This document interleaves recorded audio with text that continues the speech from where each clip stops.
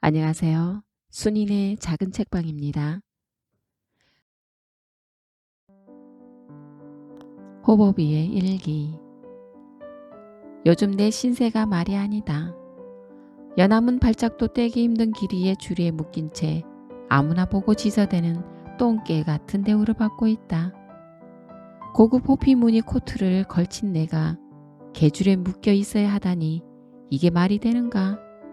무식한 주인을 만난 탓이지 유식한 내가 참아야지 하면서도 속으로는 분통이 터진다.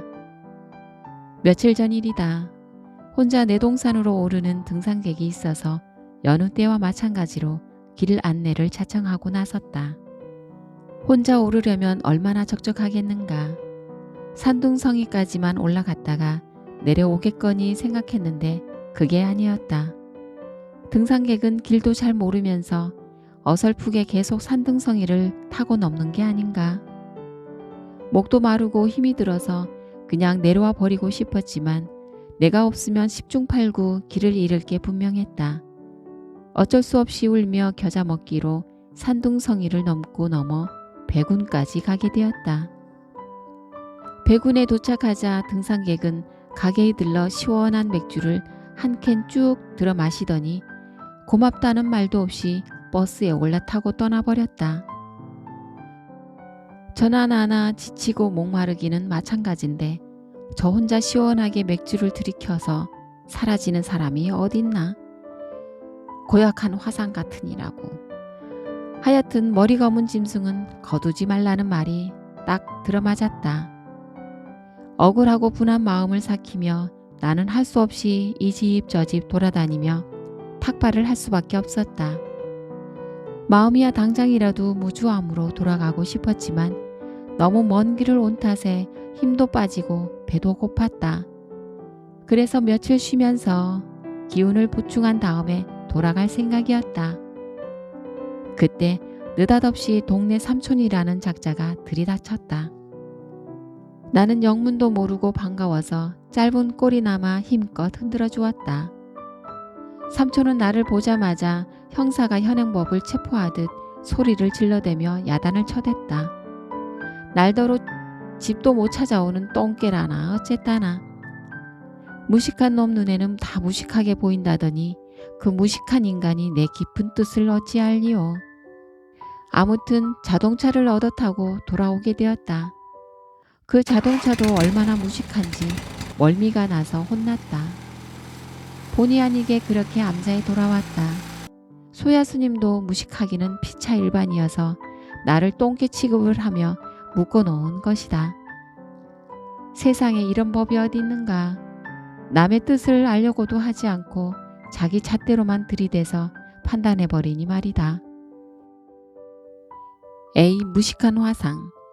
나를 풀어주기만 하면 이번에는 내 저 화상을 묶어놓고 말 거야.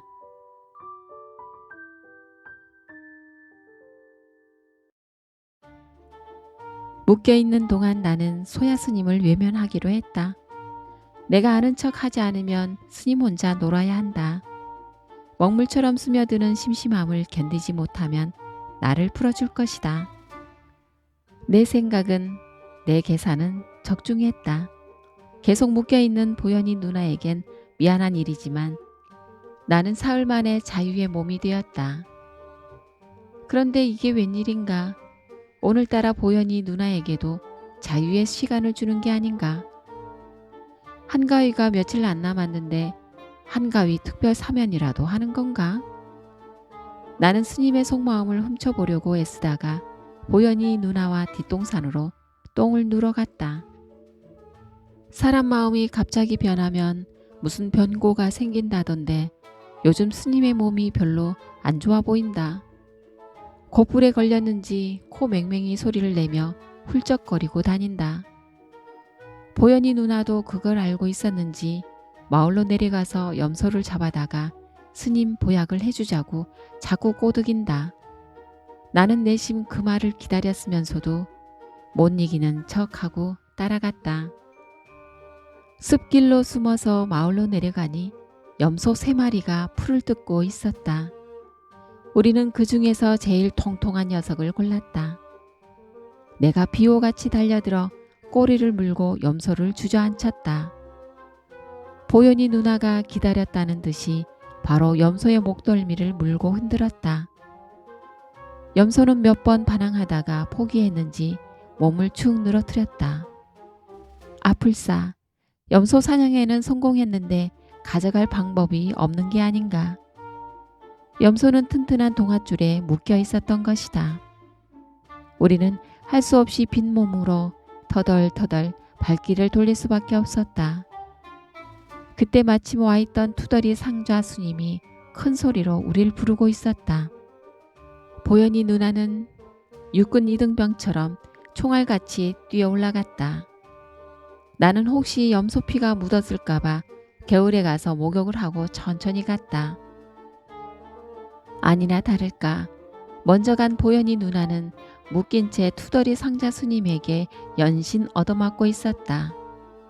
염소 목덜미를 물고 흔들 때 보현이 누나의 흰 얼굴에 피가 다 튄 것이다.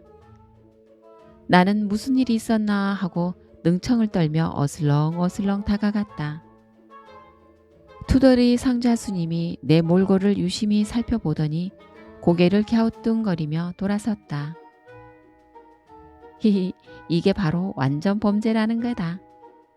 보현이 누나는 바보 중에 상바보다. 증거를 없애고 가야지 부른다고 무조건 뛰어가면 누가 예뻐할 줄 알고? 소야 스님은 그 광경을 묵묵히 지켜볼 뿐 아무 말도 없다. 투덜이 상자 스님이 설쳐대니 나설 이유가 없을 것이다.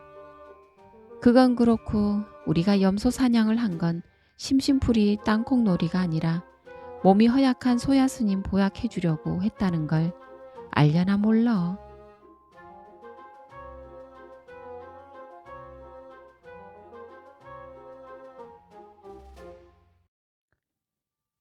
배부른 보현이와 똥오줌 못 가리는 소야. 보현이의 배가 하루가 다르게 풍선처럼 부풀고 있다. 아직 돌도 안 지난 녀석이 배가 부르니 이를 어쩌나. 호보비와 보현이가 야릇한 눈짓을 주고받을 때까지만 해도 설마 했었다. 호보비가 6개월 정도밖에 안 되어 너무 어렸기 때문이다. 그런데 삼촌이 땀띠를 여드름이라 우길 돌팔이 수의사처럼 배를 여기저기 만져보더니 새끼가 3마리나 들었단다.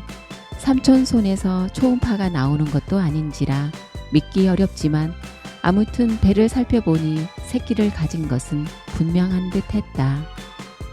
때이른 호버비의 어른스러운 행동이 황당하기도 하고 뒤돌아서서는 기쁘기도 하다. 그러면서도 한편으로는 은근히 걱정이 된다. 그 당시 삼촌네 깜둥이가 다녀갔기 때문이었다. 만약에 깜둥이가 나오면 가만두지 않겠다고 벌써부터 삼촌에게 으름장을 놓았지만 숨 묻은 개가 나온들 어쩌겠는가. 이미 배 떠난 항구인 것을. 다행히 꼬리가 없다거나 호피 무늬를 두르고 나오는 녀석이 있다면 기특한 호버비에게 표창장이라도 줄 생각이다. 무엇보다도 다급한 일은 산모 뒷바라지다. 홀로살이 남자에 뭐가 있어서 산모의 영양을 채워주겠는가. 냉장실, 냉동실까지 다 뒤져 이것저것 챙겨보았지만 영 신통치 않다. 이번 장날에는 보현이를 위해서 북어 머리와 껍데기를 사다가 푹 고아 주어야겠다. 아침 일찍부터 예사롭지 않은 기운이 느껴졌다. 오늘로써 보현이가 이상한 느낌을 준 지 꼭 3개월째다. 다른 날 아침과는 달리 호버비와 보현이가 너무 조용하다. 호버비는 숙연할 정도로 침묵을 지키고 있고 보현이는 집에서 나올 생각을 안 한다. 이상해서 보현이를 불렀더니 잠깐 나오는데 어느새 배가 홀쭉해졌다. 귀를 기울여 보니 보현이 집에서 낑낑 대는 소리가 들린다. 드디어 보현이가 엄마가 된 것이다. 식구가 몇 명이나 늘어났는지 들여다볼 경황도 없이 달려들어와 미역을 담갔다. 가만히 있자. 미역국을 어떻게 끓이지? 들기름에 볶다가 물을 붓던가? 처음 산후조리 시키는데 내가 뭘 알아야지. 기쁨과 환희로 가득 찬 내 가슴이 마구 벌렁거린다. 우여곡절 끝에 미역국을 끓이고 쌀밥을 해서 식히는 중이다. 보현이가 엄마가 되었고 꼬마 신랑 호법이가 아빠가 되었다. 이들도 이제 어른이 되었으니 오늘부터는 존칭을 써야겠다. 푹 끓인 미역국을 들고서는 설레는 마음을 누르며 보현 스님 처소로 들어갔다. 안을 들여다보는 순간 나는 희비가 엇갈렸다. 6분의 상자를 둔 것은 기쁜 일이었으나 그 중에 3분이 검은 옷을 입었다는 게 너무나 충격이었다. 삼촌네 검정 똥개가 어슬렁거렸던 기억이 떠올랐다. 이럴 경우를 대비해서 미리 삼촌에게 경고를 해두었었다. 검은 옷을 입은 상자가 나오면 가만두지 않겠다고. 너 이 복받아 죽을 놈아, 내 눈앞에 나타나기만 해봐. 가만 안 둘 것이여. 나가 누구여? 내 활솜씨를 안 봐도 잘 알제이? 나타나기만 해봐라. 꽝 잡듯이 그냥 팽 쏘아 잡아볼란께. 내 협박 전화를 받고도 삼촌은 키득키득 웃으며 아직은 모르니 기다려보란다. 검은 옷은 자라면서 바꿔 입기 때문에 한 달 정도 지나봐야 알 수 있다는 것이다. 화를 메고 삼촌이 돌아다니고 있을 동네 쪽만 노려보다가 보현 스님이 젖을 다 먹이고 처소에서 나오기에 무거운 걸음을 옮겼다. 까맣거나 하얗거나 내 식구인이 다시 한번 보고 싶었다. 내 마음을 알기나 한 것처럼 보현 스님이 자리를 피해 주었다. 그런데 이게 무슨 횡재인가? 언뜻 보니 꼬리가 없는 게 보이지 않는가? 나는 눈을 씻고도 모자라 한 분을 꺼내 보았다. 틀림없이 꼬리가 없고 호피 무늬 옷을 입고 있었다. 그 순간 나는 체면을 모자처럼 벗어던지고 만세 삼창을 외쳤다. 물론 삼촌에게 미안하다는 전화를 하는 것도 잊지 않았다. 새 식구를 확인해 보니 꼬리가 없이 호피 무늬 옷을 입은 상자수님이 3분, 꼬리가 없이 흰 옷을 입은 상자수님이 1분, 그리고 흰 옷에 꼬리가 긴 상자수님이 2분이었다.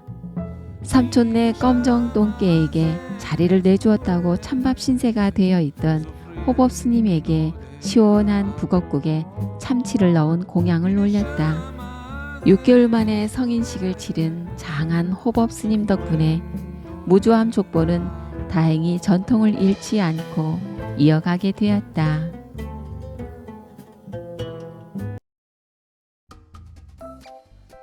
일편단심 민들레. 강아지로 태어나서 할 일도 많지만 너와 나 집을 지키는 영광에 살았다. 전투와 전투 속에 엎어진 밥그릇아. 이것이 전투훈련 받을 때 부르는 강아지의 노래다. 강아지의 전투라고 해보았자 밥그릇을 앞에 놓고 서로 먼저 먹으려고 벌이는 서열 다툼이 전부일 테니 말이다. 그런 강아지들과 달리 우리 호법이는 밥그릇에도 욕심이 없고 전투보다는 무성한 이야기를 만들어내는데 더 강하다. 꼬리가 없고 호랑이 무늬 옷을 입은 것은 약간 특이한 외형으로 보아 넘길 수 있다. 하지만 약 7개월의 연배가 한 달 위인 보현이의 배를 부르게 한 것과 쓰레기통에 버려놓은 꽃다발을 배부른 보현이에게 물어다 준 것은 이야깃거리가 되고도 남는다. 어디 그뿐인가? 암자 근처에는 다람쥐만 있고 청설모는 안 보인다고 하니까 그 다음날 바로 솜돌 위에 청설모 2마리를 잡아다 놓은 것은 아직도 미스터리로 남아있다. 호법이와 보현이가 살림을 차린 지도 벌써 2년이 지났다. 그동안 2번이나 가족을 늘려놓았을 정도로 부부 사이가 좋다. 그런 중에 누가 자기네 강아지의 머리를 올려줄 준비가 끝났다며 호법이를 기둥서방으로 앉히면 어떻겠느냐고 눈웃음을 자글자글 흘리며 접근해왔다. 땡초가 누군가? 똥 누는 놈 주저앉히고 누런 호박에 말뚝 박고도 남는 개구쟁이가 아니던가. 안 그래도 평소 호법이와 보현이 부부의 애틋한 모습에 눈꼴이 사나웠던 터였다. 발고린내보다 더 지독한 호라비 냄새 풀풀 풍기며 사는 땡초의 질투가 가만히 있겠는가. 얼씨구나 하고 호법이를 딸려보냈다. 한편으로는 고소하기도 했지만 또 한편으로는 처녀에게 장가드는 호법이가 부럽지 않았다면 땡초가 아니다. 서방의 외도를 눈치챈 보현이의 몸부림을 억지로 모른 척하는 일은 어쩔 수 없는 내 몫이었다. 며칠 만에 호법이가 의기양양하게 돌아왔다. 다리에 힘이 풀려 비틀거려야 할 호법이의 얼굴에 기름기가 자르르 흘렀다. 알고 보니 사이가 왔다고 씨암탉 값에 버금가는 비싼 사료를 먹였단다. 그런데도 불구하고 며칠 동안 신방을 꾸며 주었지만 색시를 본 척도 안 하더란다. 그 색시를 나도 보았는데 곰보도 아니고 째보도 아닌 평범한 중에서는 잘생긴 얼굴에 속하는 수준이었다.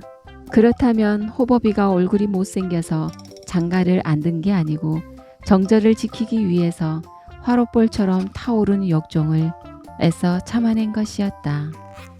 인간으로서 이 얼마나 부끄러운 일인가. 이제부터 호법이 앞에 어떻게 얼굴을 든단 말인가. 발정난 냄새를 맡은 강아지가 십리길도 달려간다는 말이 있다. 그 말만 믿고 고정관념에 빠져 호법이도 그러려니 하고 속단을 한 것이었다. 고정관념은 속단을 부르고 속단은 일을 그르치게 하는 원인이 된다. 당연히 되는 일을 하는 것은 일이 아니다. 아니 되는 일을 되게 하는 것이 일이다. 왜냐하면 우리 인간은 어떤 일을 이루는 성취감으로 살기 때문이다. 머저리 같은 나의 속단을 호법이가 얼마나 비웃었을꼬. 아무튼 정절의 사나이 호법이. 사람보다 나은 호법이의 정절을 보현이에게 어떻게 알려주느냐 하는 것이 문제다. 오늘부터 강아지 대화법을 배우러 학원에 나가야겠다.